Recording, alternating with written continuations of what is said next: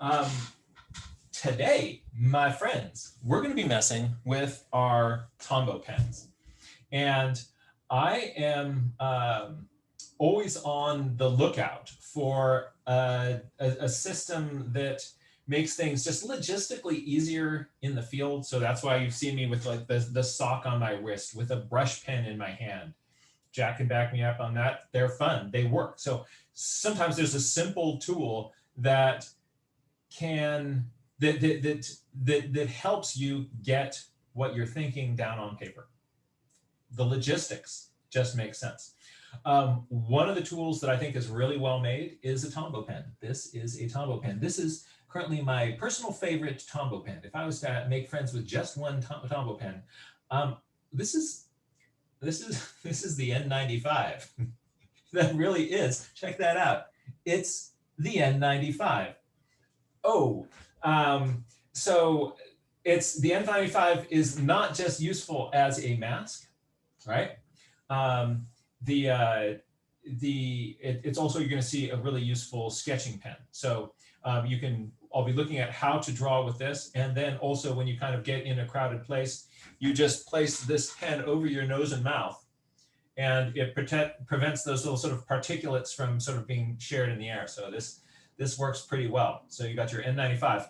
I'm going to be actually looking at two pens today. I've got my N95 and my N75. This one's a little bit lighter. This one's a little bit darker. You can tell they're lighter and darker because the caps are a little bit lighter and darker. And these are just gray pens. And so instead of having a huge suite of Tombows, I have two. And I'll be showing you how you can quickly get a bunch of effects with these. The other thing that I'm going to be looking at today is sketching just with a ballpoint pen. I'm liking ballpoint pen sketching these days because, well, I'll show you on a little piece of paper rather than telling you about it. But we're going to be looking at this combined with this for bing, some fast effects. Let's jump over to the, oh, I'm upside down.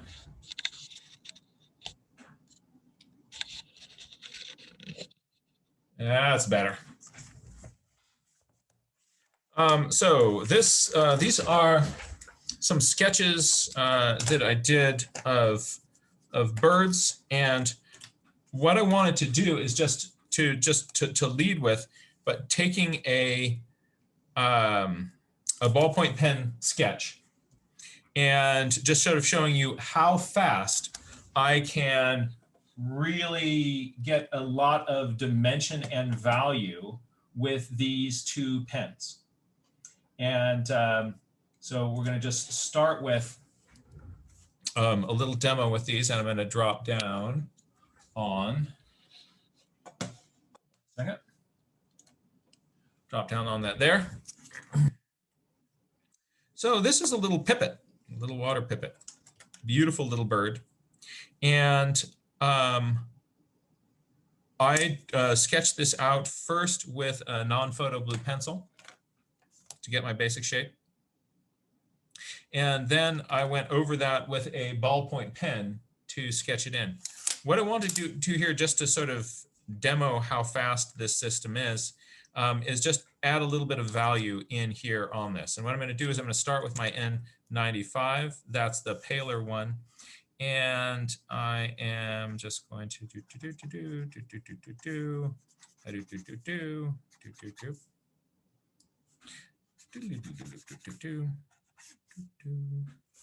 and I'm going to go over to a little bit of N75 here.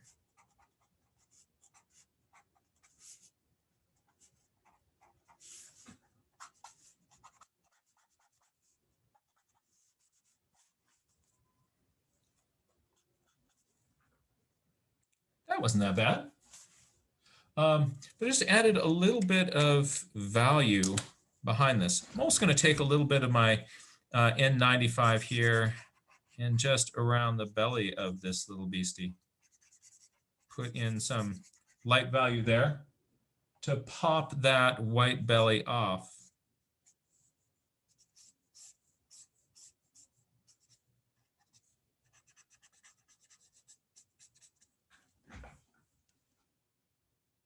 So I'll be putting, in some cases, I'll be putting some value behind a subject. Sometimes I'll be putting it in front of a subject.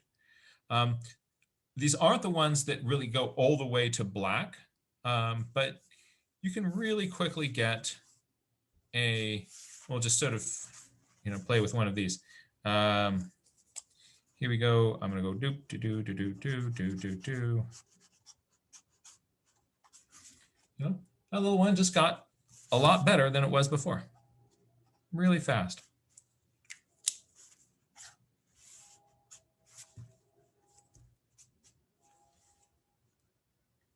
So let's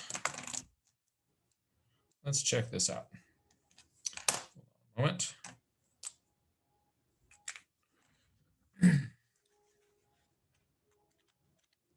Here are just, there's a sketchbook of a trip to Yosemite, and I ended up doing a lot of Tombow work out there. I actually wore out my Tombow pen while I was up there. This was an early morning, This was an early morning Tombow pen sketch. So ballpoint pen with some Tombow on it. Here's some sketch noting. And you see that I've got these little icons and things. Look at just how much more kind of punch and fun there is to, a little drop shadow around this bit up here. Just a little bit of a fuel triangle here, and I colored in my triangle, a circle, a little smoky cloud. And the, just without having to have a lot of, difficult logistical tools, you can get a bunch with the little Tombow. Here is another, there it is. Another little Tombow sketch. Without the Tombow, it kind of looks like this. I mean, that's neat. But with the Tombow pen, I can really, it just took a matter of seconds to get these values.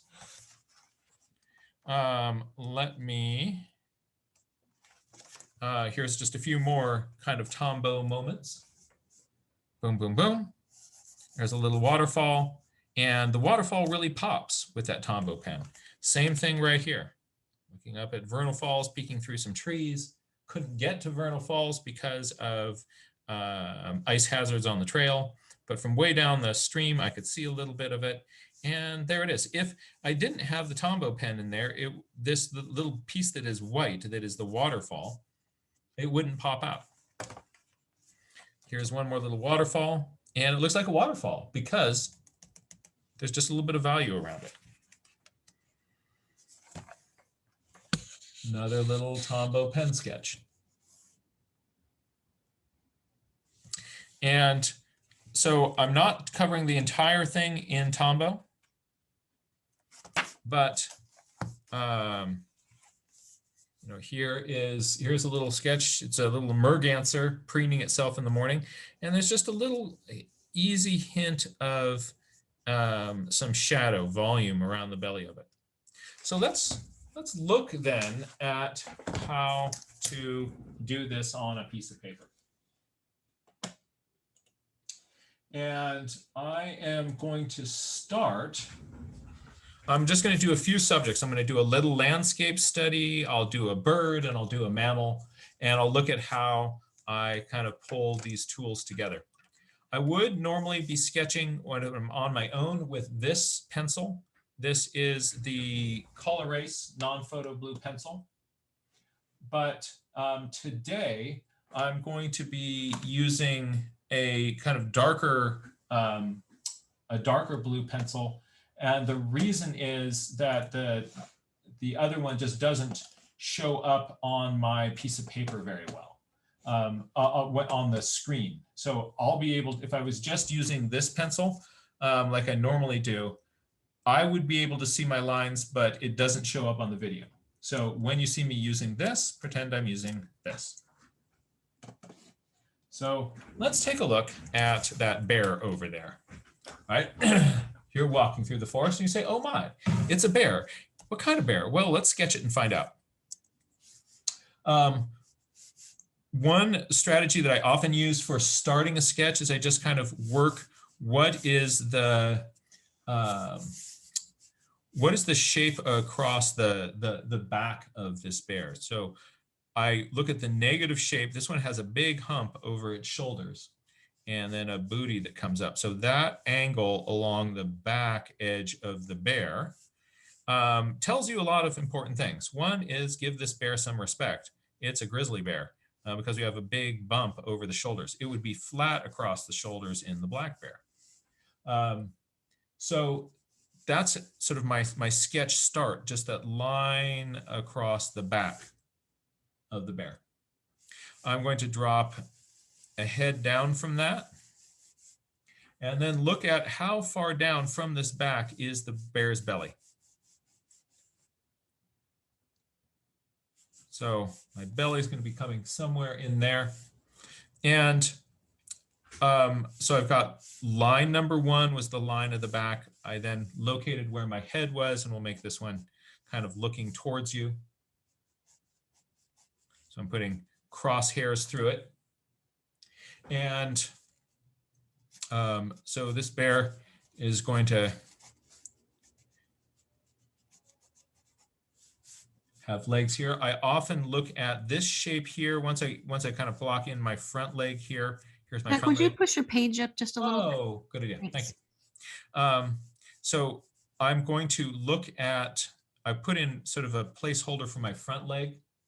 And then what I do is I look at the negative space, the distance between this, the shape between these two legs. And otherwise, what I tend to do is make my body too long. This is a great way of kind of getting your body to be the right length. You look at this space right down there. That's the negative shape.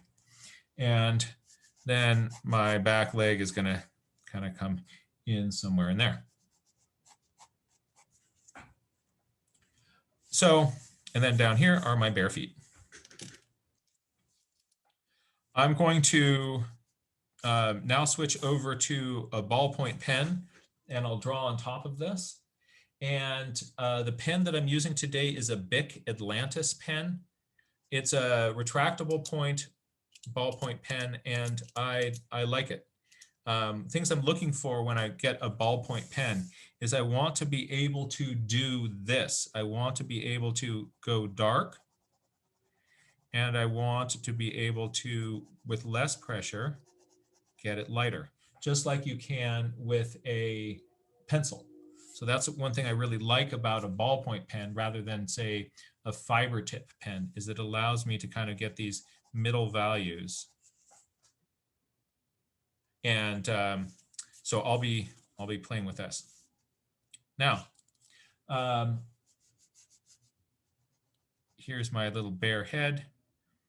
On the circle of the head of a grizzly bear, the eyes are about halfway down that face, and then there's a long muzzle that dangles down from that. We're going to give our bear a nose out here. And the eyes on bears are they're small, little kind of small eyes in there. And then there's a big dish face. And so what I'll often do on something like this to make it sort of feel like it's furry is on some of my lines, I'll put in these little kind of tick marks like this. See those little lines that are kind of flicking in? That makes the head just look a little bit furrier than it otherwise would. So I'm going to put in a little bit of that down here, where I want this guy to look even a little bit more shaggy.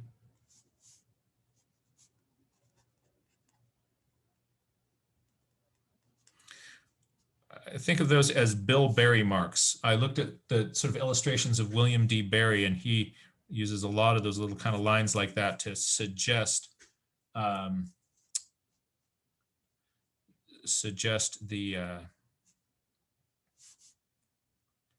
here's some bear ears.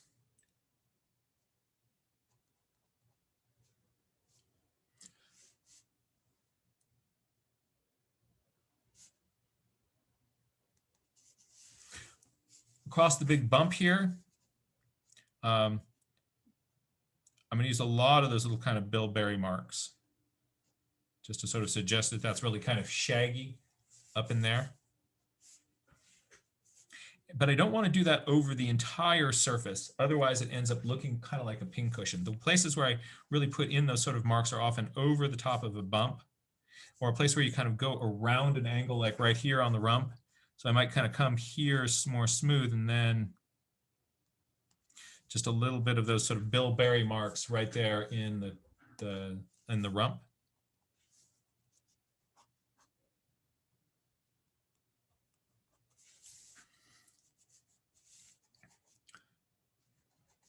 Bear has a big back leg. And on the belly here, I can put in some of those bilberry marks. Sort of anatomically, there's a big shoulder blade in here that goes to a shoulder. It goes to an elbow right about out in here. So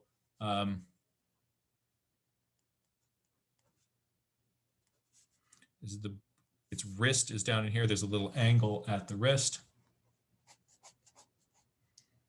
And then here's the other leg that is sticking out there. Is another leg that is in the background here. And there are some grasses that are blocking some of my bare feet.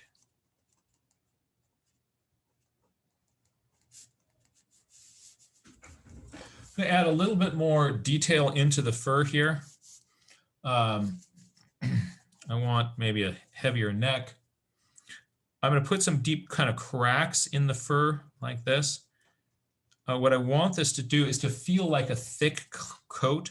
So rather than drawing just a lot of individual hairs, I'm putting in places where there are kind of deep crevices and cracks in the fur.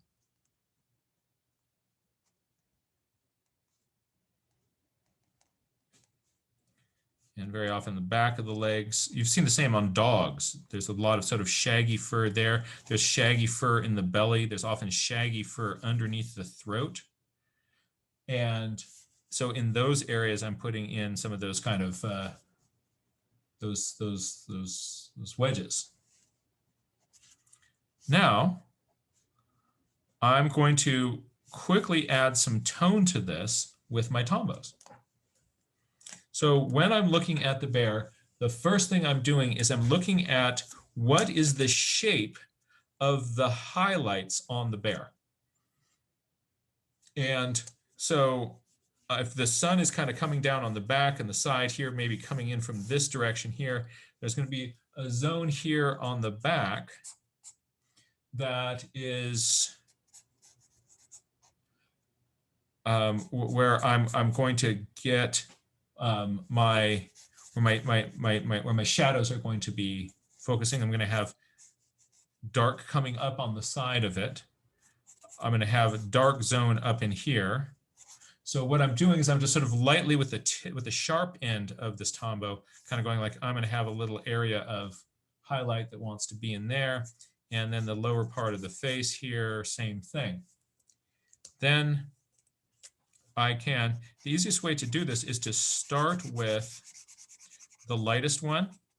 So what's my N95?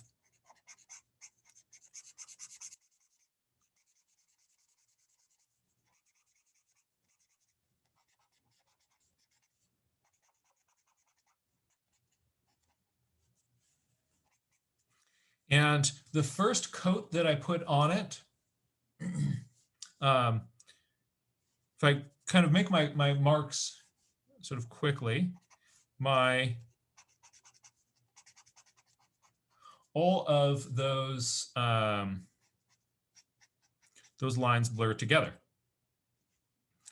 Here is tip of my nose down here. Now, what I can do is check this out. Here's one coat of Tombow. This is one coat of, these are both with the, I'll say this is with the N95. N95. But look at this. If I put down one coat and then I hit that with a second coat, I now have a light value and a darker value. Let's check out what happens with the N75. There's one coat of N75. So I'm going to put, this is now N75. I'm going to hit that with a second coat here. And I can get, quite a little value range here. So if I want on my little friend here, I generally want to keep my value range simple. I'm going to have the white of the paper. So for this, I'm going to have the value of the paper. I'm going to go for one coat of Tombow. And let's see. And I think I am going to then use an N75 to get one level darker down here. So here's my N75. Here's my back leg. Down here, I've got some of the belly. Grizzlies, often there's dark fur on the legs here. So I'm hitting that, but leaving a little bit of white along the back edge there.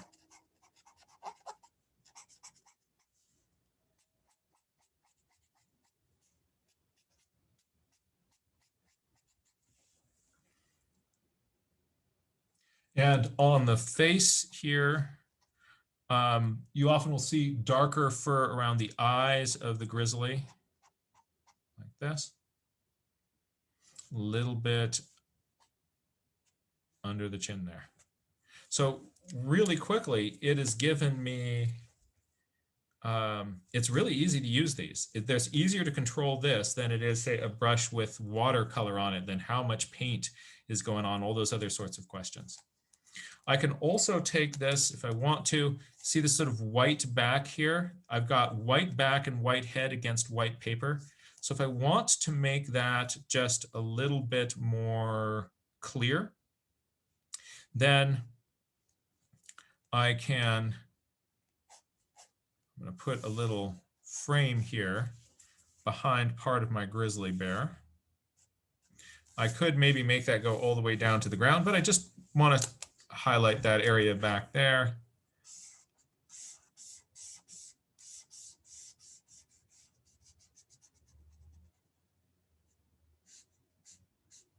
There we go. And then that pale back of the bear really pops out more.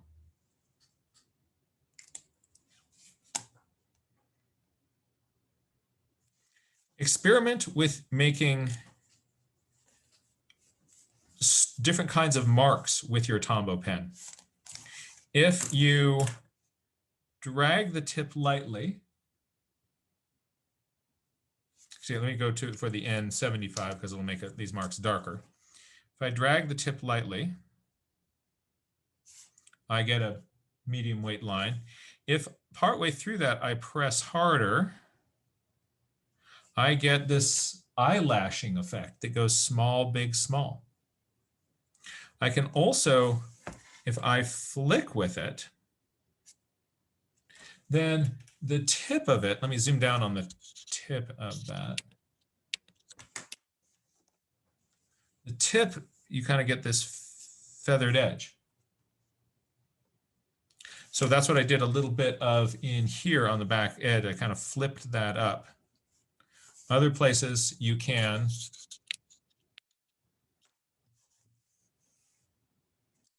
and here I was just painting with, the straight up tip of it. Anything you do want to make darker, all you do is you just make another coat with that brush. And that is a fun bear with Tombow.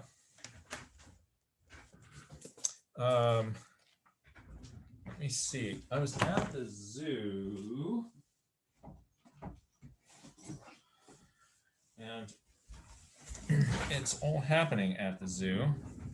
And yeah, here are some grizzly bears walking around. And this one here, it got some Tombow, and that really just rounded that bear out. With this one, I just used one color of Tombow. Look at this bear trotting along. That back leg gets some dark shadow on it. The belly got some shadow underneath the head and that other back leg. And it's got so much more dimension in it than, say, this bear.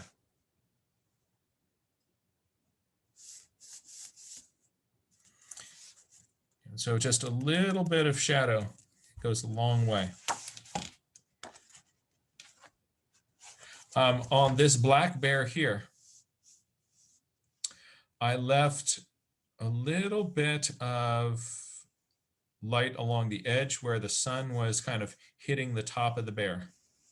But the rest of it, just one coat of Tombow.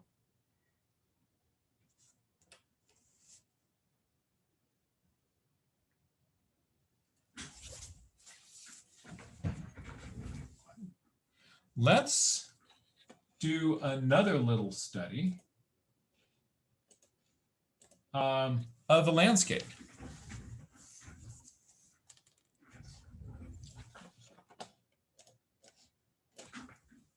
And here we go. So I'm going to do a little study of Yosemite Valley. Again, I just had so much fun doing these little Tombow landscapes in Yosemite that I kind of want to go back there and do more. So we're just going to do a little Yosemite. There's a place in Yosemite Valley along the road where you can look out across the Merced River up at Bridal Veil Falls, Cathedral Rocks, and El Capitan. And I'm going to play with that in a little landscapito here. So if you haven't done a landscapito before, it's a small landscape. And what I'm going to do is I'm going to kind of block in that roughly in this part of my drawing, I'm going to have El Capitan sticking up. There's going to be a valley bottom. There's going to be cathedral rocks sticking up on the other side. And what I will often do is I will first block these things in with my non-photo blue pencil, because then I'm able to look at these sort of lines and kind of go like, oh, did I make these things the right size? Now, cathedral rocks are really interesting. And I know I have a tendency to make things that are really interesting too big. So I kind of compare this over here and realize like, oh no, actually, I'm glad I kind of am doing this with sort of non-photo blue pencil at the start, because actually this should be lower, this rock down here. And then there's more rocks that kind of pop up like that. You've got more of your valley down behind. There are trees that come across the bottom, get taller over here. So I will kind of, at the start of a drawing, it's easy for me to do something like make El Capitan bigger. Right? So I can make El Capitan kind of go, oh, I want that to be, a bigger rock. And I don't have to get in there and erase this old line there. I can move rocks around, all that sort of stuff. And Bridal Veil Falls will be popping in down here.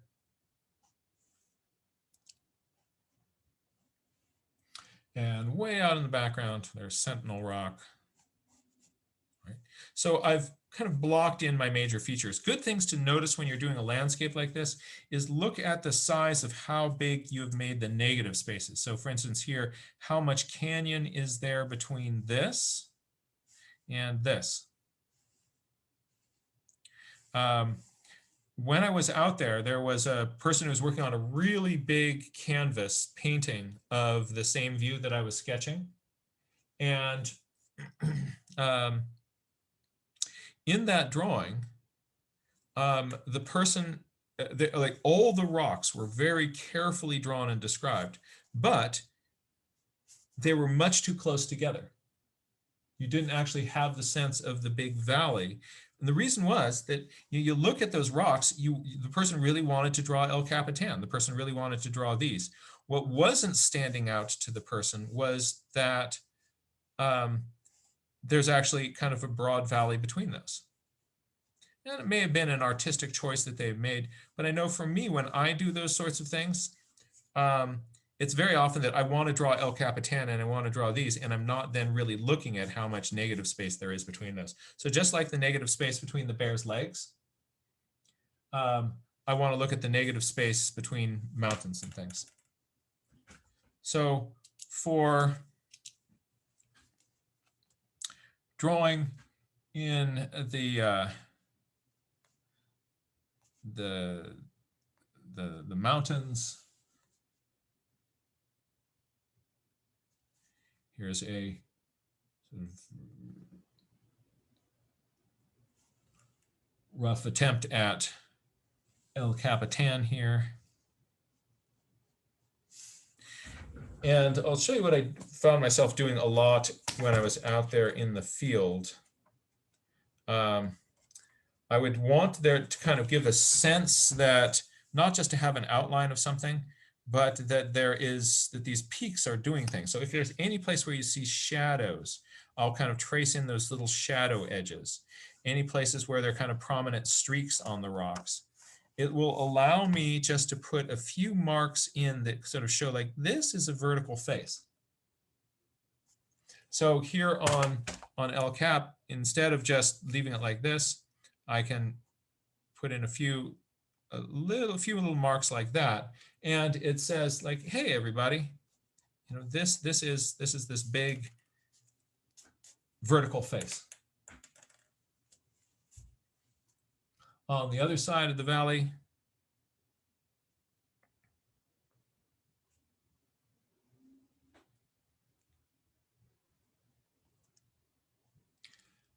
there is the start of cathedral rocks here.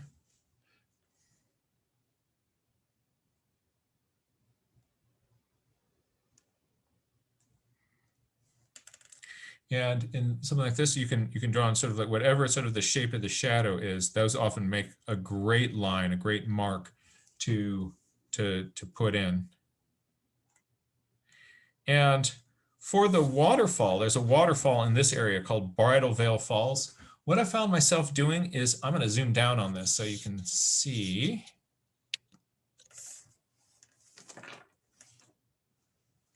Here we go. What I would do is I would just sort of draw in the start of the waterfall on the top. I wouldn't draw that waterfall all the way down. I found that waterfalls are more crisp right up at the top of them. And so I will start that waterfall with my pen and then fill the rest of it out just with the Tombow. So take a look at this. So you see at the start of this waterfall, this is Yosemite Falls coming down, it comes and it hits a big boulder, splashes up, and then comes down. So at the start, where the edges of that waterfall were very crisp, they get a little bit more misty later on, I would kind of start to put that in with my pen. See the same thing happening down here. Here's this waterfall coming down, and towards the bottom, I'm going to take, the Tombow is going to take over. Are there any other waterfalls where I was doing that trick? Probably. So many waterfalls, so little time. This one I actually have a line going on that side further down that I was on the other ones, but you see that that line actually has stopped here, and it's just shading with my ballpoint pen and the Tombow. So that's what I'm doing right there. I'm going to just sort of suggest that those are there. In the background here, there is you can see distant rocks here. There's a little sentinel rock. I'm going to draw that more lightly, no detail in the background. In the foreground, there are trees. So there are trees that stick up in here. I'm going to have trees that are going to come variously across the bottom here. And those are in front of a big meadow with the Merced River flowing by. Oh, Jack, could you please scoot your page over just a bit? Thank you. Oh, I see. There we go.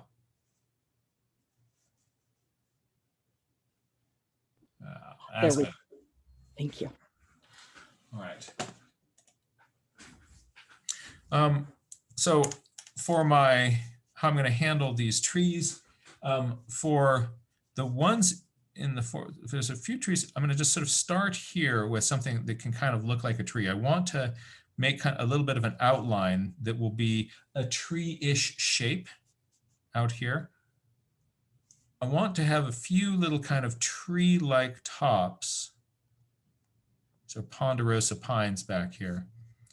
And I don't have to draw this. I'm not going to be drawing the tree all the way down at this point. Just want to get the top edge of this forest is really important. You want to get the silhouettes of trees that are against the sky to feel tree-ish. So this one's going to have a dead top. To avoid having too many of them sort of the same size and evenly spaced. So I wouldn't want to put in another tree the same size right here. Otherwise, what happens is things often start to look very much like a Christmas tree farm.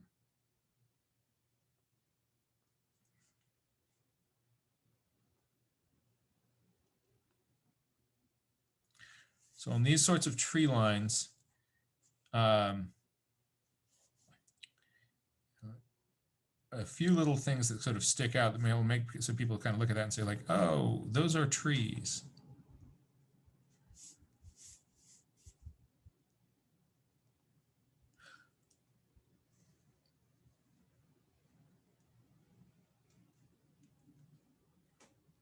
You look at this one over here, doesn't really look tree-ish, but because this looked a little bit more tree-ish, people are then seeing this line as, oh, those are trees. So not everything in your sort of line of trees has to really look like a tree. There is a valley bottom. There is a big grassy meadow and the Merced River flowing by. So now I'm going to draw the edge of the grassy meadow by the Merced River. And sort of the edge of the Merced River is going to kind of come down here.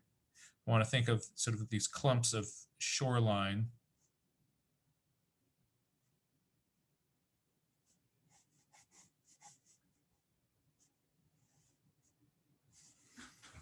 And if you, the next time you're out at a stream, kind of squint at it and see where is it dark. Very often you'll sort of see that there are right next to the water's edge, there can be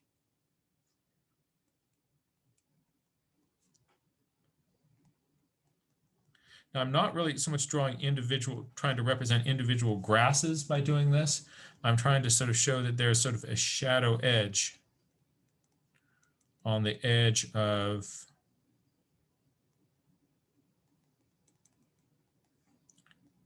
this little grassland where it drops down into the river.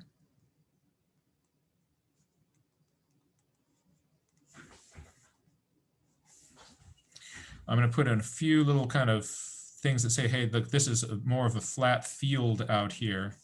By having horizontal lines out here, people will then sort of see this as flat.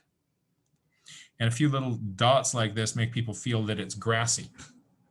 So sometimes those are all the visual cues that I need for people then to sort of say like, oh, this is a grassy field kind of going out to that distant tree line. And then the Merced River flows in front of us.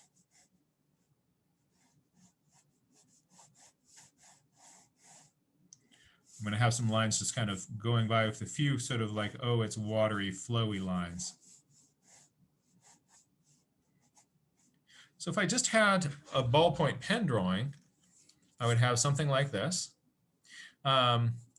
If I add more. I could, with my ballpoint pen, add more value into it. So for instance, on those trees, if I were just doing ballpoint pen, I would probably get in here and start adding in sort of places where there are darker values on some of these trees. If you've worked with me before, I kind of like making these sort of downward facing V's.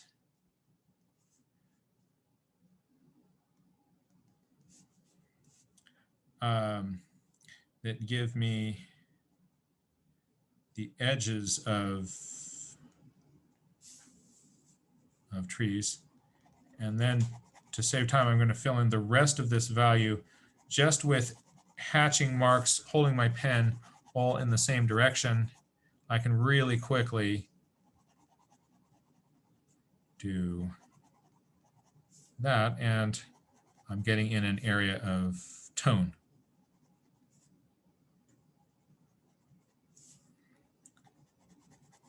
The ballpoint pen allows me to have some lines that are darker, some that are lighter. On this close tree, I'm going to go really light.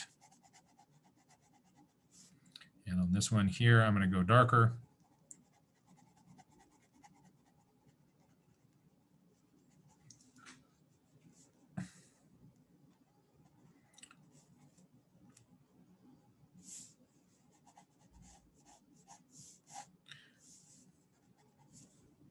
So that might be sort of the end of it for ballpoint pen. But we've got the Tombows. Right? So we've got Tombows here. And so I'm going to first just I'm going to put in a little bit of value with those. And so here on these, this is the shady side of the valley.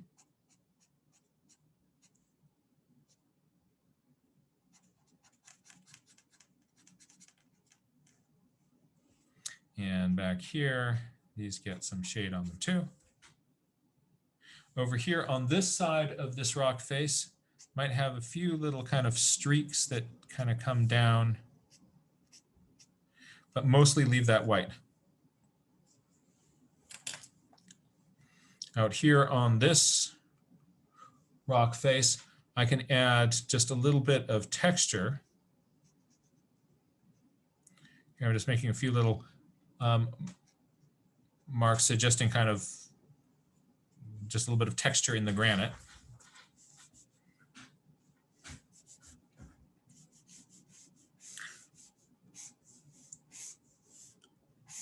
I'm going to put some horizontal streaks across the meadow, intentionally leaving a little bit of variation and white space out there. I'm going to make my tree shape all dark. Look at how fast with this brush tip I can come across with the Tombow and just kind of get an area of value in there. And then in the water here,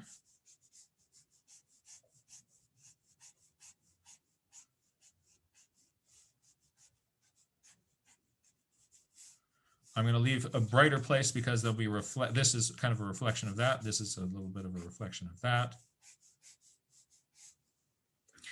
But this is all just essentially one coat of the N95. I'm going to keep my value range simple, and I'm going to now just come in with the N75, and I'm going to first darken the trees. Whatever kind of my real darker parts in there, I want to push those first.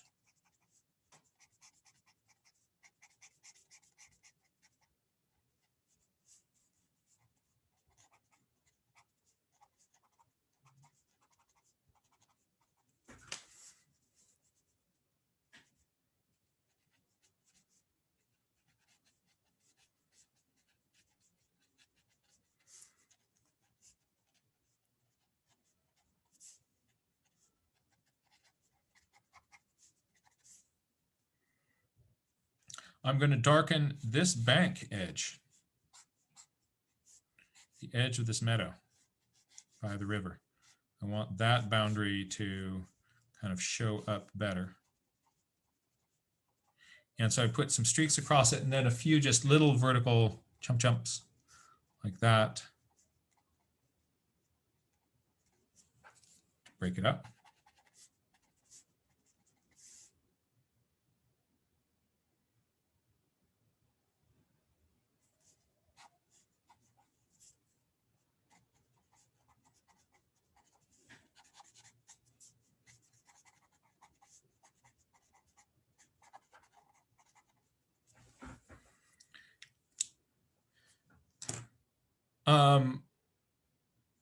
Let's go back to this waterfall over here.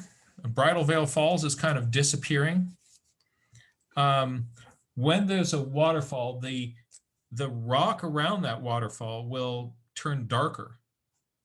And so I can make this waterfall pop by doing just another, I'm going to do another second coat of N95 right next to that waterfall.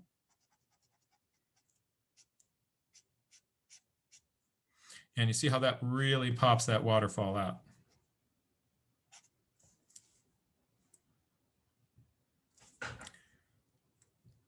Final thing, I'm going to put in a value in the sky here.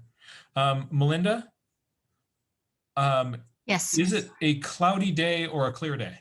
It is a cloudy day. Cloudy day. All right. I am going to I'm going to look at the shape of my clouds. I recommend not, I'm going to sort of drop some generic clouds in here, but I want to recommend that people, you really want to look at your clouds and the shapes of your clouds. Where do you have big clouds? Where do you have small clouds?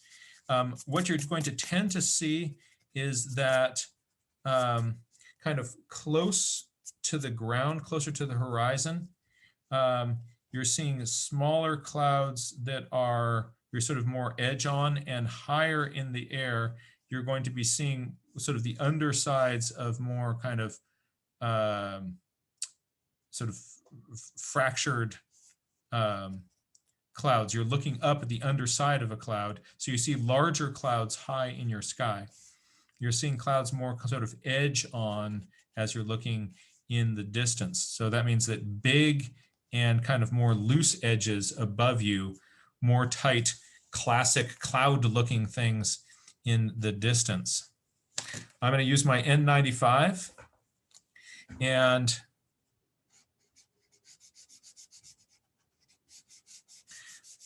if I go quickly enough, I'm not going to get real streaky in that sky because the pencil lines are going to tend to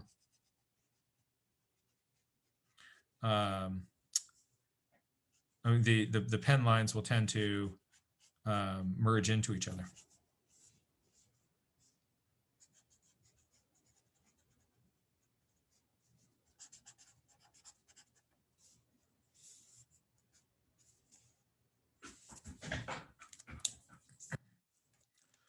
A final thing that I'm going to do on this is that when I look at it, I want to sort of, I can think of what composition do I really like here. I'm going to just put a little bit of a frame around it. And sometimes I'll put kind of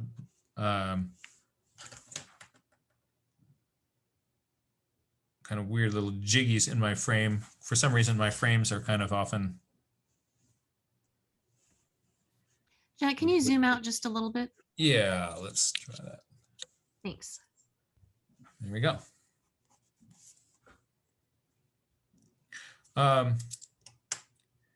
So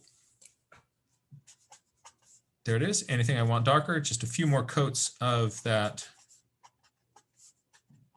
darkest Tombow. And there is a little valley view. So we've got a bear. We've got this little landscape. We had 2 Tombows and a ballpoint pen. I think that you can do a lot of stuff really easily with those. Just kind of, I'm going to jump back into journal and just sort of find a page where I just did a ballpoint pen sketch and see what happens if I just add a little bit of Tombow to it. Now there's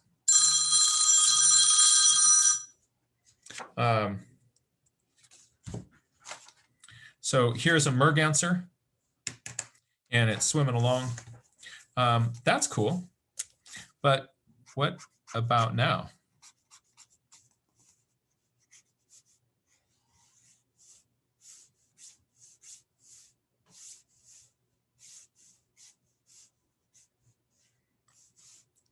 I mean, just like that, that got just, it feels like there's a lot more work than I just put into that.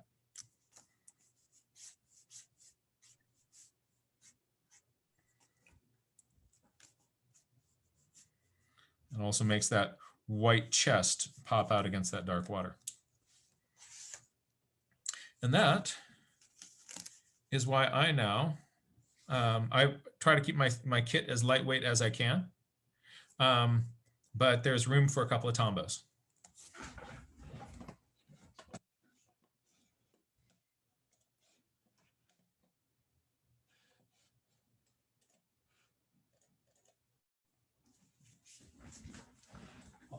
I hope you got some useful strategies here. Hey, if you don't like Tombows, you don't have to use Tombows. I'm not in any way saying that this is the way you're supposed to do it or have to do it.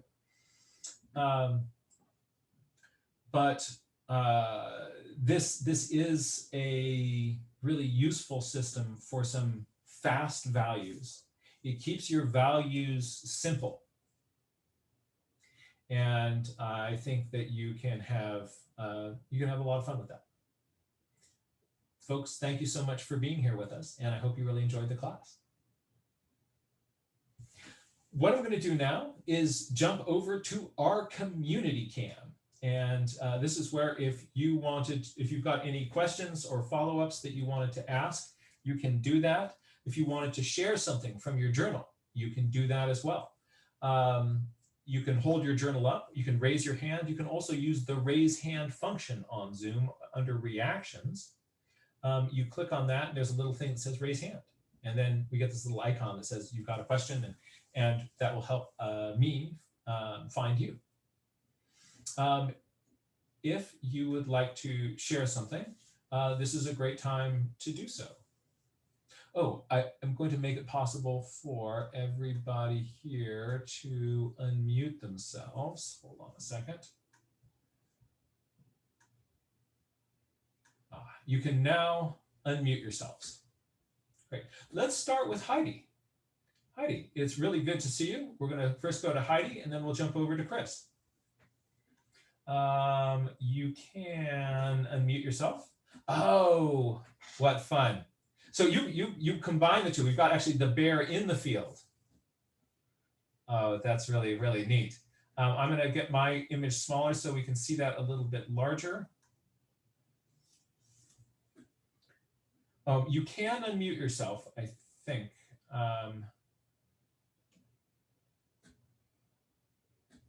Maybe not. Oh, that's because I think what happened is one of the other team members allowed everybody to unmute themselves, and then I, trying to do the same thing, prevented you from doing that. So now you might be able to unmute yourself.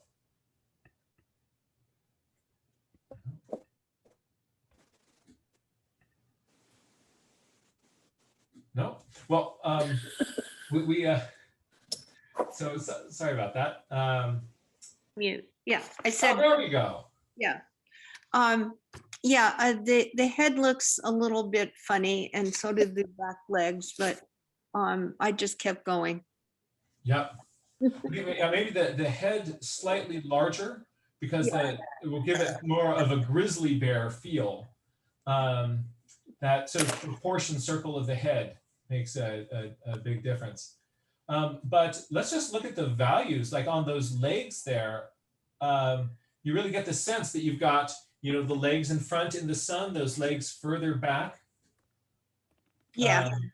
In the shade. I just kept going. Great. Great, great. And that's what we want to, that's what we do. Thank you. We keep going. We don't want to get wrapped around any part of anyone drawing, because everything is practice for the next thing. And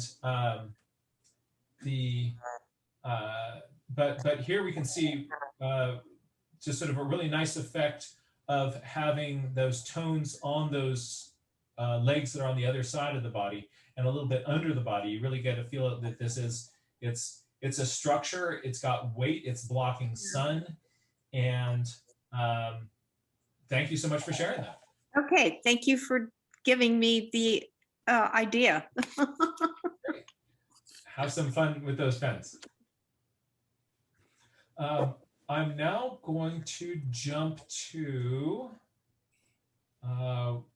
Chris, if I can. Oh, there you are, Chris. I found you again. Hey, whoops. Let me try that again. I played around with. Wait, hold on. I don't have you on. I played around with pens that I.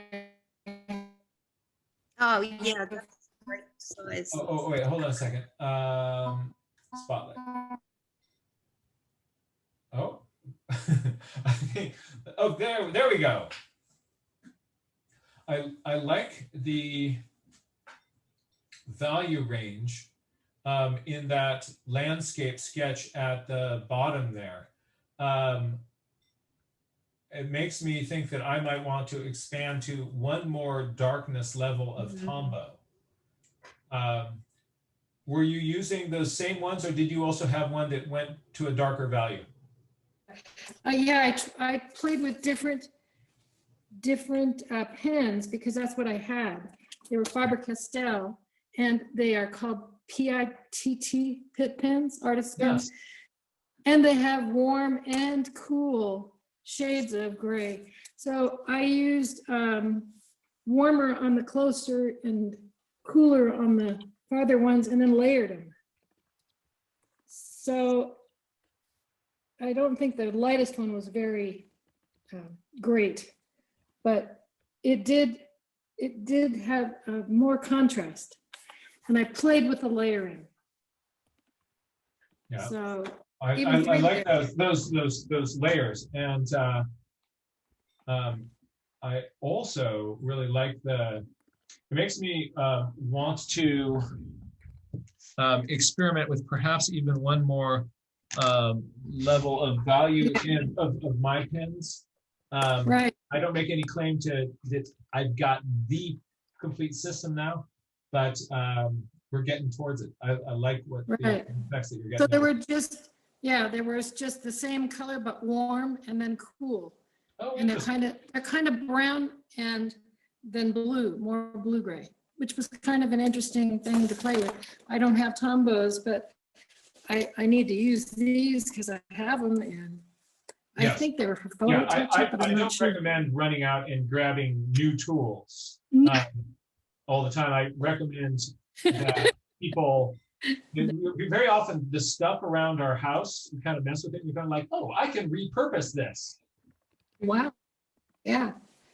I was amazed to find them. I just ran out and looked at my desk and went, oh, I've got some grays, you know. There we go. It was frustrating, but if I just, the banner that I usually do, this is warm, this is cool. And the same number almost. One was 733 and one was 734, but one was warm and one was cool. They're numbered like almost the same as your Tombow. Interesting. Nice. Yeah, so I just thought I'd share that. But yeah, the problem with the 734 one is that you also can't use it as a mask. That's only for the N95. Yeah. Thank you so much for sharing that, Chris.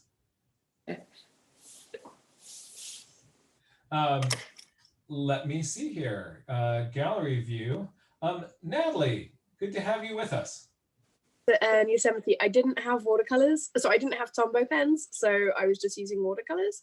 And I noticed that the biro, the ballpoint pen that I'm using, when you put water over it, like you get weird like blues and reds that seem to kind of bleed out of the ink, which I was initially quite annoyed by, but it actually is quite fun. Yeah, I would consider that a feature.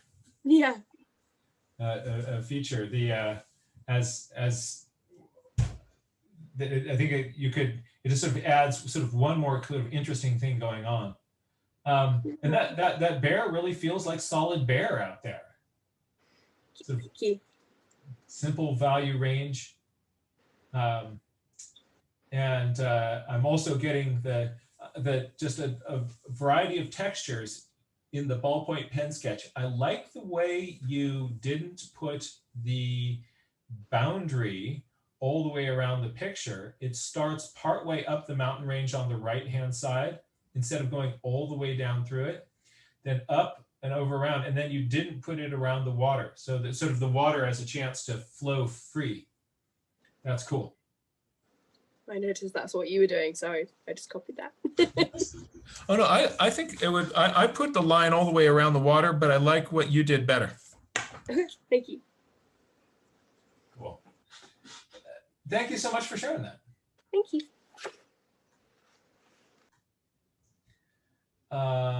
Let's see here.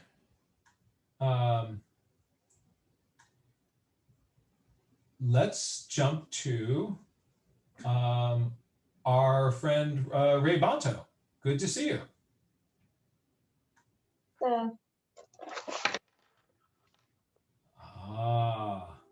Yep. Sort of a few kind of quick strokes and simple values, and you've got volume to this form. So the Tombow really allows you to add in volume, so making the thing feel like it's got a three-dimensional structure to it. So I only had an N75. I didn't have the N95. I did ask my dad for it, but he would have got it sooner if he knew there was a Tombow workshop. But we ordered it on Wednesday, so. Well, it'll come. You'll have some fun with it. It'll just kind of give you, but if you can get all this range out of, actually, let me show you kind of one thing that you might be able to do with some of the N75 work. Hold on, I'm going to add myself in. Add spotlight. I didn't show this before because I didn't want there just to be too much stuff going on in the class. But sometimes, I haven't tested it on this sort of paper here. You can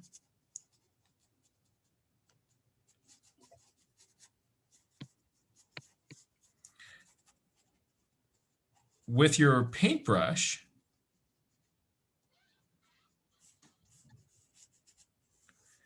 add in other sort of, values and things. So for instance, right here, if I want to get sort of a lighter value, I could. Yeah, can you push your page up just a little bit? I'm going to just take some ink from here and put it right back down there by the foot of that bear. Ooh, look at that. So I might take some ink from here. I'm going to put it right back here between the legs. Isn't that fun? Or if I want these just to blend together a little bit more smoothly, Tombow is water soluble. Now I found on some types of paper, this doesn't really work. But on a lot, we can. I'm going to just get a little bit of, get some ink on here. So you can play with that a little bit and get another lighter value just with the water in your brush. I was really lucky because my N75 was running out, so I had just enough for this class. And because it was running out, I had the power of an N95. I'm sorry, repeat the last part of that sentence again. Because it was running out, I had the power of an N95. Mm-hmm. Oh, that's cool. So you had you were actually able then to get also lighter values out of that as it started to kind of wind down on you. Yeah. Oh, that's fun. So I'm going to turn off my screen here. Are there any other things that have been cool going on in your journal? Any discoveries in your neighborhood?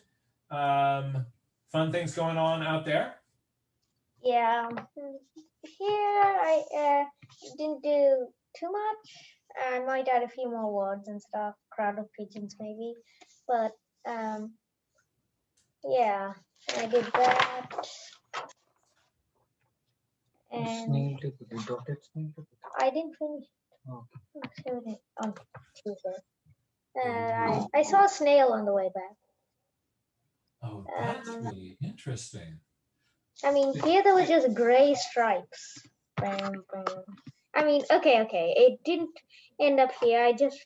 This is what I remembered. It actually was like that. And it's like a normal snail, but I only could remember it coming here, which it wasn't really true. So this is all from memory. Yeah. Wow, that's you're improving your visual memory. That's terrific to see. Yeah. Isn't it interesting? So sometimes when we do something from memory, then we get a chance to look at it again. We're like, oh, I thought I'd seen this, but we wouldn't be able to notice those sorts of things that are different between what we thought we saw and what we did see if we if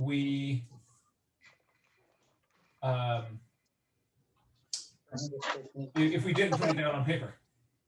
I was running out of journal paper. I only have 1 or 2 pages left. So I just took a sheet of white paper. Ooh, glue nice in. guys. I like some of those immediate shapes. Very John Busby style. As for the snail, I decided this is incomplete, but I tried to stipple it. Oh, that's really fun. Aren't those antenna cool? Let's hold it a little bit closer. What cool texture. It really gives you a sense of that stippling is a perfect medium. A perfect medium for the skin texture of the snail. Yeah. You really get that slightly bumpy textured skin, and you get that effect with the stippling. Was this your first stippling study? I don't think I've seen you do stipple before. It is my first. Good for you for busting out into new media and new styles and techniques. You're never going to get in a rut. There's always some new approaches to try. Today I couldn't paint. I was in a hurry because I went to a different park, and it's half an hour by bus, and I went cycling there. And so I thought I didn't have much time. It felt to me like 1 or 2 hours, so I must be quick because it was nearly time for your class. In fact, I was 2 hours early when I came back. But you didn't want to be late. That's really sweet. Oh, look at these, the goose structures, and check out the 3/4 view on the one coming towards you in the bottom corner, that other one kind of going away. So instead of everything just in a straight up profile, coming towards you at angles, retreating at angles, that's really cool. That's really cool. And are we looking at a coot as well? Yeah. I love the angles on coot heads. You really got that bump forehead that they have, and the angles on that coot forehead. See, I've got a couple of coots here. We can get our coots together. Let's see. Coot, where are you, coot?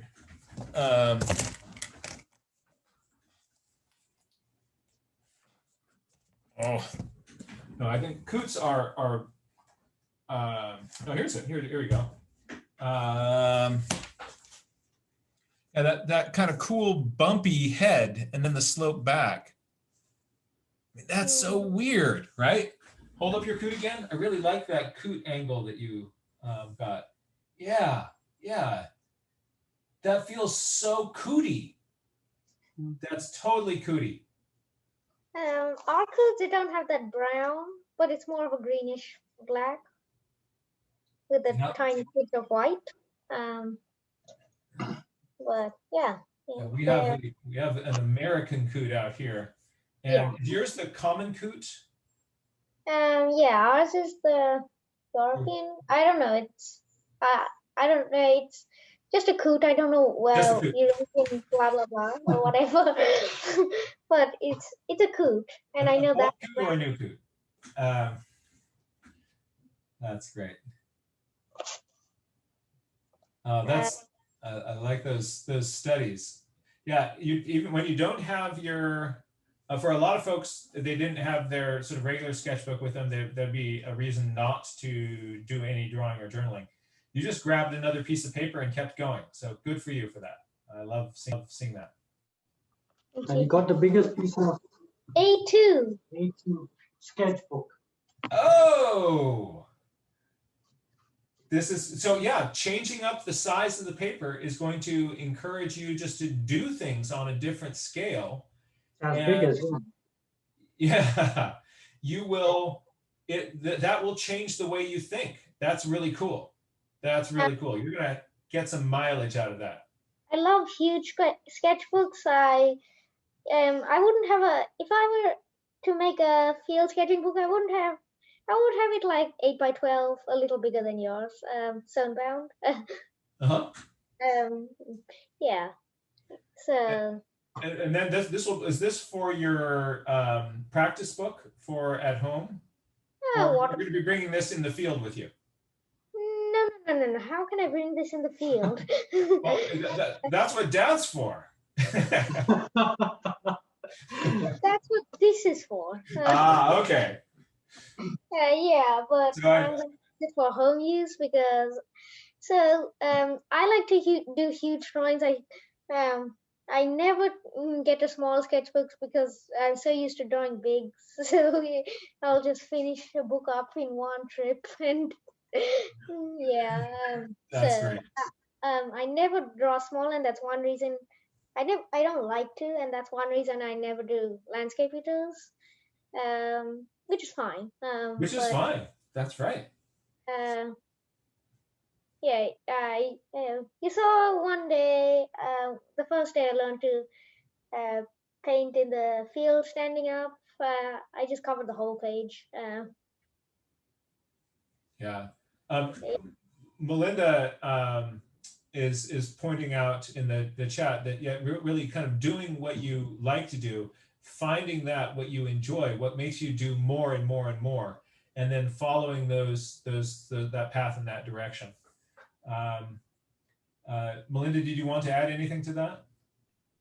Yeah, I was just gonna say I'm always inspired by Rebanto just being himself. It's a really great example for all of us, and not let the fear of making something perfect get in the way, and watching Rebanto grow and develop his skills has been really exciting, from just messy colors everywhere on the page and loose sketches and experimenting with all kinds of positions and filling the whole page, and now moving on to giant paper. I'm really excited, to see what you explore. And Rebanto, just by you following your heart and doing what you like is inspiring other people who may feel a little more confined, to their sketchbooks. And, if you don't like to draw small, that's totally okay. Right. And just finding what you like, because all the famous artists that we know, they have their own style that they've developed. Right. No two people are alike. So I'm just really excited to see all of your experimentation, especially with like the stippling. That was really cool too. And the memory drawing as well. So keep up the great work. Yeah, you're not getting pigeonholed.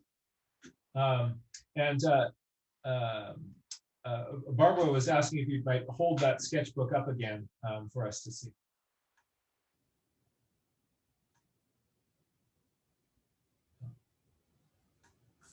I think she meant the one that you had drawn. with the coot. There we go. Neat. So some lines, some sort of starts of things, some things worked out, some things more developed than others. Observing, observing, observing. Just noticing and making marks, noticing and making marks, noticing and making marks, until it just sort of becomes automatic. And you start to think about each little mark less. And then what happens is there's a part of your brain that just sort of takes over. And because you've made so many marks over time, that it's almost sometimes as if the pencil kind of knows what to do. So thank you so much for sharing that. I'm going to jump back to the gallery view here and see if there's anybody else that would like to share. Hey, Walters, good to see you. I am going to add you in. Hi there.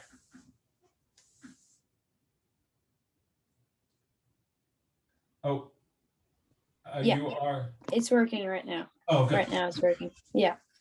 So just a short share. Wanted to show what's happening in my nest boxes. I'm not sure if it can be seen very well. Oh, wow. Oh, just turn this down. Are there 3 chicks in this nest? 4, and What? 1 egg that hasn't hatched. Wow. Wow. That's really cool. So for folks who haven't been with us before, Walters has built, installed, and monitors a system of nest boxes throughout the woods. You have currently how many active nest boxes?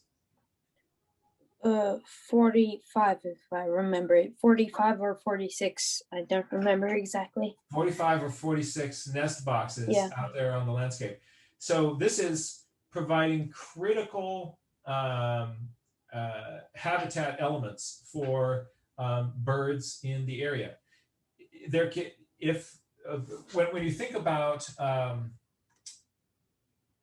sort of the things that critters need, you've got your food, you need water, you need some shelter, you need sort of those things together in a matrix that supports you for being a bird. If let's say you've got all the shelter you want, but there's no food, you're a hungry bird, it's not going to work out well for you. So the element that is in the least supply in the woods becomes the limiting factor, the thing that causes sort of the cap on the population of critters in your area. And very often it's habitat. And for a lot of cavity nesting birds, it is the availability of suitable nest holes. So by putting up these nest boxes, there's plenty of food out there, there's plenty of water, but Walters is supplying the missing limiting factor in the woods, and then birds will use those nests, and then there's plenty of all the other habitat resources. Your bird population has just gone up. So it is really, really cool that you're doing that. Yeah. Somebody was asking. What species? Starlings. Oh. European starlings. Those are starlings, yeah.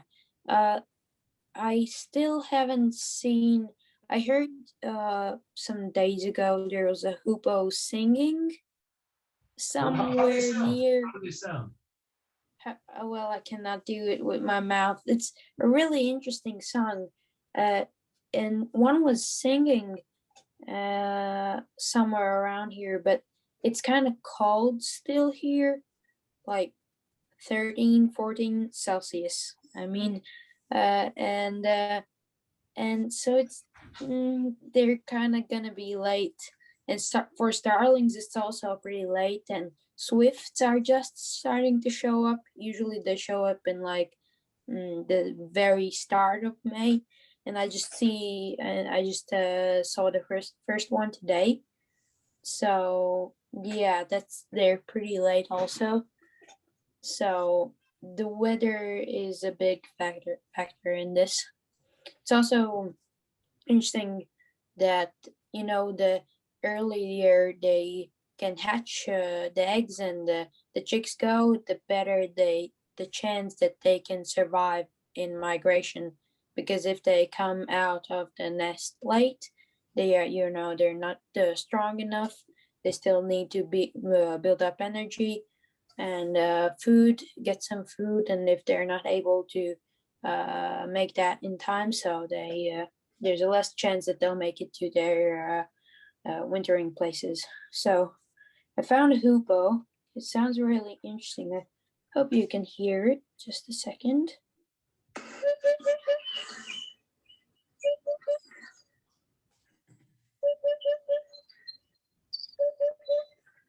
I think that's why it's called a hoopoe, because it's like so yeah. That's really cool. I mean, you would expect a bird that looks that cool and has such a cool name to have also a neat sound. That's really fun. Yeah. So hopefully I have a couple of nest boxes with gray tits in it, blue tits, so starlings also, a redstart, one redstart in one of the nest boxes. So at some point we're gonna go around and just start checking them frequently and ringing them.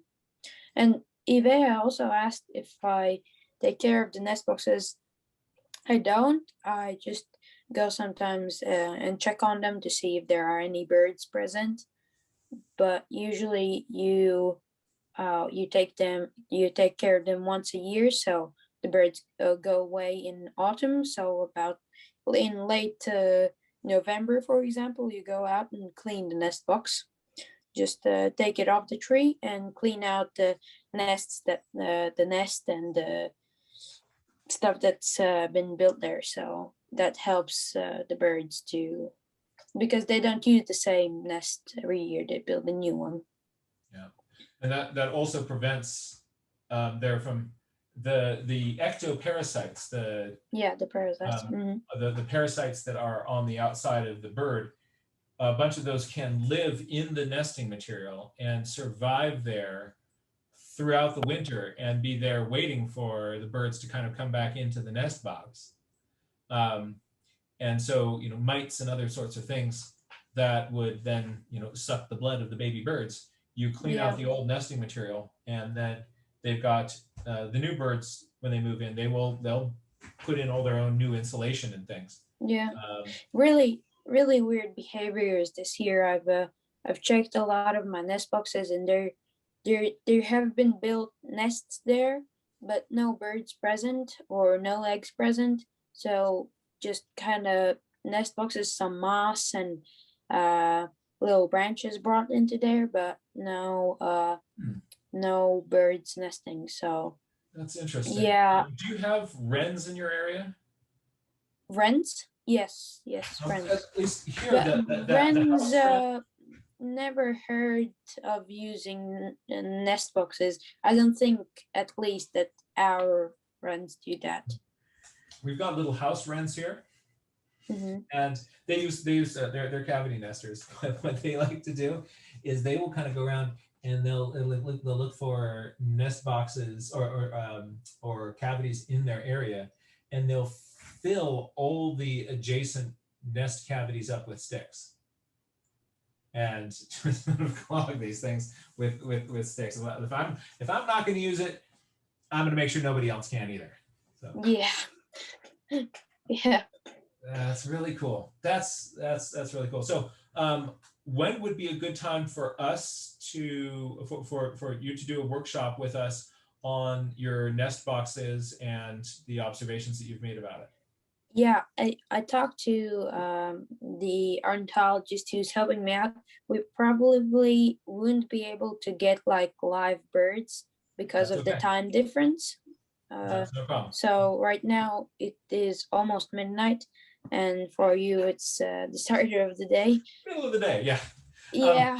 But I mean, what would be a good? If we do stuff with recorded material, I think people. I'd love to sort of share with everybody kind of your experience. Nest boxes, maybe we'd love to see the workshop where you build these things, kind of some of your designs, experiences you've had, and nature journaling stuff you've done around critters in and near the nest boxes. Yeah, that would be probably like the middle end of the June, something like that, because for some birds it's also, you know, they do double broods. So for example, the starlings, that this might be the first chicks, and then they kind of go out of the nest box and they breed again. And swifts, as I said, are just starting to come, so they're gonna start nesting in the end of May. Might get some swifts in nest boxes. Yeah, so yeah, I'd say middle of June, end of June, something like that would be great. Well, we'll look forward to that. As that time approaches, let's just be in contact. We'll pick a date, we'll advertise it to everybody, and then we'll all kind of get some of the inspiration from what you've done with the nest box stewardship. And maybe that's something that we can bring to our own communities and neighborhoods wherever we're living here. So just like a bunch of us now on birthdays go out and collect trash, you might be responsible, and Vea is responsible for that. You might be responsible for a bunch of people in this group then creating and putting out their own nest boxes. So that would be awesome. We'll see if we can. We'll plant some seeds, water them a little bit, and see if anything sprouts. Yeah, we sure do. Thank you so much. Thank you, Jack. Good to see you. Let me take a look. I see Ann Chadwick and then Tracy. Ann, good to see you. Hi there. Hi there. So we have some great horned owls in Sebastopol who are nesting up in a eucalyptus tree. And I went to see them again this morning. And this owlet is just probably going to fledge pretty soon. His wings are looking pretty big when he stretches out. And both parents are hanging out nearby. So really good views, lots of fun to see. And I'll put into the chat a link to some of the photographs that I've been able to take of them on their nest. And then I don't have Tombow pens, but I'll get some. So I was just doing cross hatching and different, trying to get different value range just with my pencil.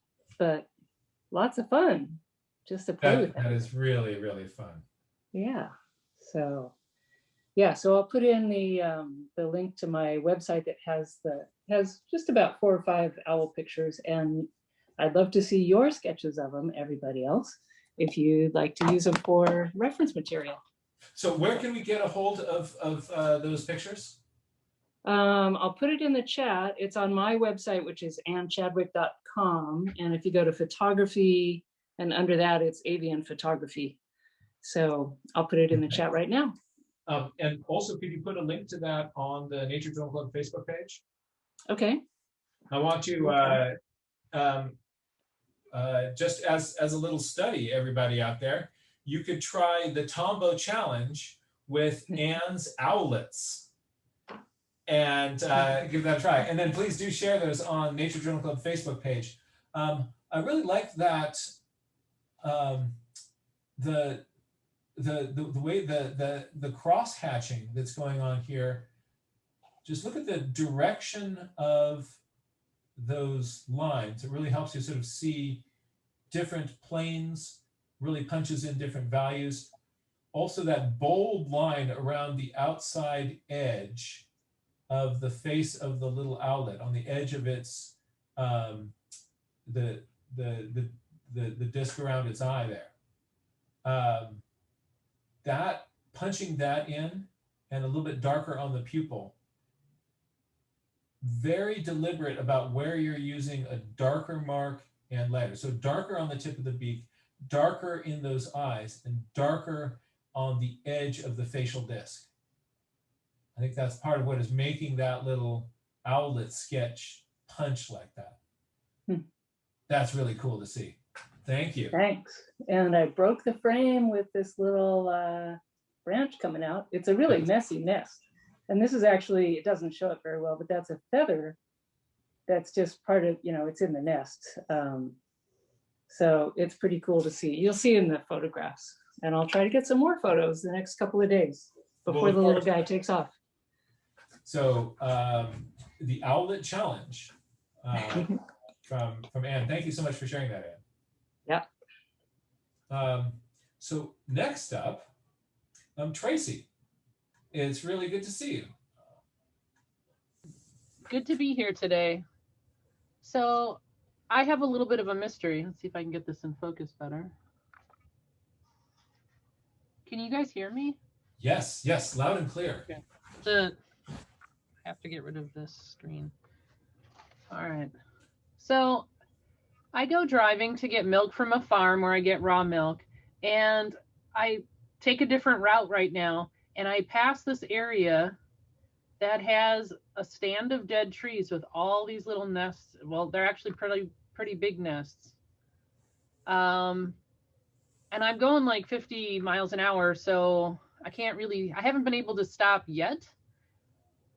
And there might be water back there where those trees are congregated, but has anyone seen like a big grouping of big nests and dead trees? I'm in the Midwest. Cindy, do you want to make a comment about that? I'm thinking that you might be on to something with that. Do you want to? Yeah. Can you hear me? Oh. Yes. Oh, okay. By us, we have a heron rookery, and it's there's probably like 20 something of those nests, and they are in cottonwoods where I live. But yeah, we have bunches of babies up in those nests, and it looks just like what you're showing. Okay, we do have herons in this area. Uh-huh. So that could be, and I recently spotted another area with it. Unfortunately, it's all closed off for construction right now, so I can't go figure out where it was on this patch of road. I saw it and try to get close to it, but this one might be in a park. Uh-huh. I see an entrance a short way after I see it, so I might be able to go into like the forest preserve and try to get out to it to see what it is up closer. But so many in one area? Yeah, that's what they do here. It's yeah, they call it a rookery, I guess is the right name. But yeah, there's just tons of those nests, but not too far from our house. And I think they've been coming back there. This is the first year I've discovered this area, but I think they've been coming back there for quite a few years. So I don't know, with yours, I don't know if they're going to come or maybe they won't. Well, I've seen herons around in the neighborhood, but I've not really seen this feature before. Uh-huh. You might also check with cormorants too. Do you know what a cormorant looks like, Tracy? Well, I've seen them in Florida. The double-crested cormorants are all across the U.S. So depending on your kind of microhabitat, here in California, we have stands of eucalyptus trees that have condos. They're like Dr. Seuss trees where they're stacked on top of each other of the great blue herons, the great egrets, and the double-crested cormorants, all making multiple level high rises in the trees. So depending on how big those nests are, and who's around your little microhabitat, it could be a number of different birds. So that's pretty cool. Yeah, and there are two areas in two different counties. So it was just kind of funny. I noticed the one, and then I was like, now it's over here too? Like, I guess it was always there. It just popped out to me. So that'll be a fun exploration for me. This is what's interesting is when I went to you diagrammed that with the just sort of showing, here's the side view of the forest. Really, you're showing you get a sort of sense of large horizontal platform nests. That was a great way to show that information. It was interesting because I've only seen it driving, and you can't look too long.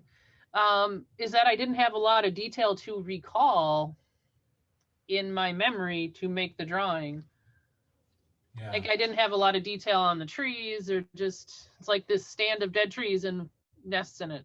So it's interesting the though dead because trees, the dead trees is also a good clue there. That does sound very cormorant-y. They're just I think that all the nitrogen that comes out the back ends of those cormorants is not as it makes it pretty tough for some of the leaves that are growing there. So very often you see a bunch of dead branches in a rookery.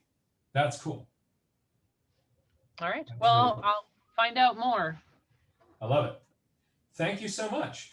Thank you. We look forward to, we want to get an update on this when you get more information.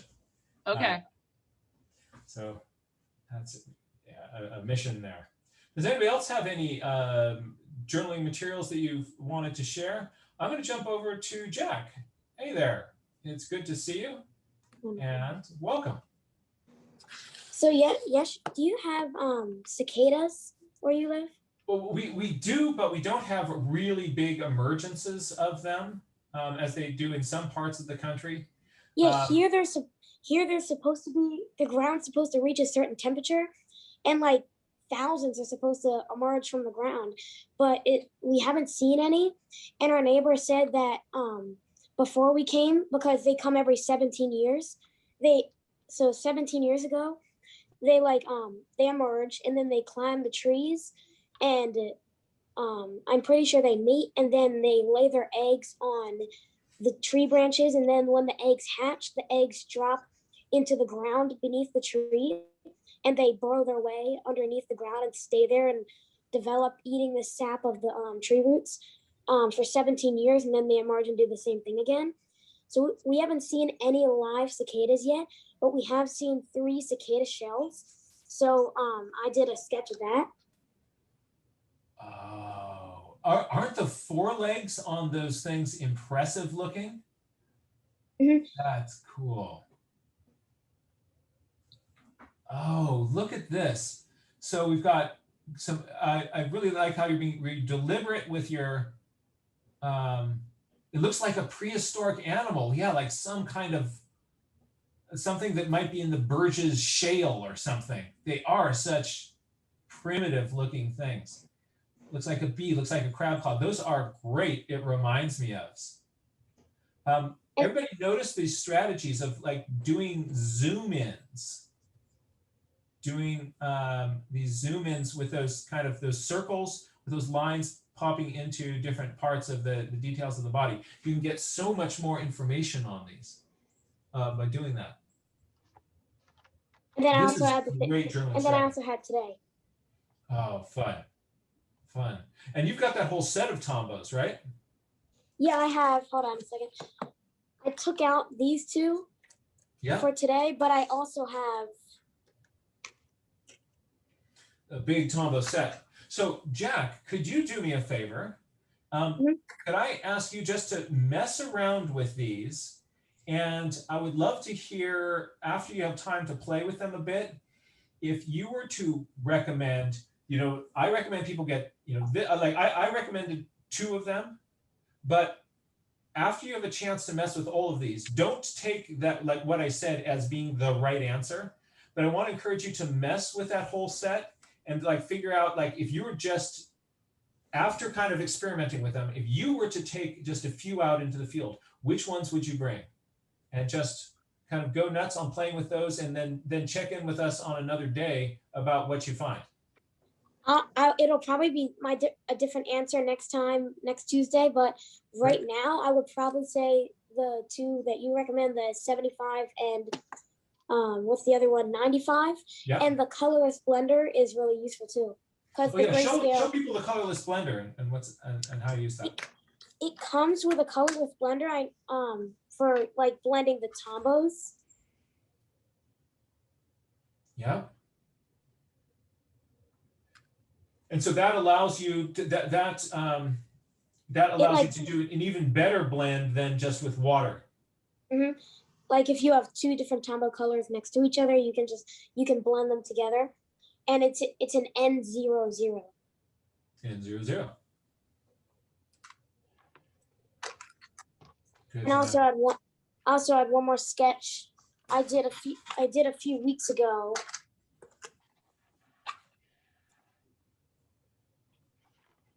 Oh yeah, your mom sent me a photograph of this one. This is such an interesting study.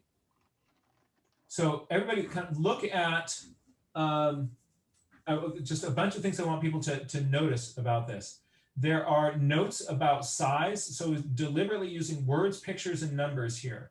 Things that are done actual size, Jack wrote actual size next to it. There's Jack's drawn it in the side view, but then done a second little inset drawing, not of an enlargement, but of what the center of the flower looks like. And then also notice how Jack is daisy chaining different ideas together here. So one bloomed flower and two buds. And then that inspires a question. But instead of just writing that question in, Jack has sort of drawn a line like this observation led me to ask this question. And that question then led me to ask this even deeper question behind that. So what you're able to do is really understand the thinking that is behind a page like this. This is a fantastic nature journaling strategy, because if you also do this yourself, what sort of connecting those thoughts and ideas will do is help you kind of keep track of, we're often not aware of our metacognition. We're not aware of the way we are thinking about our things. And it'll be just like ideas kind of come to us and we don't really know how we got there. But if you're mapping your thoughts and ideas like this, you're able to see the way that you think.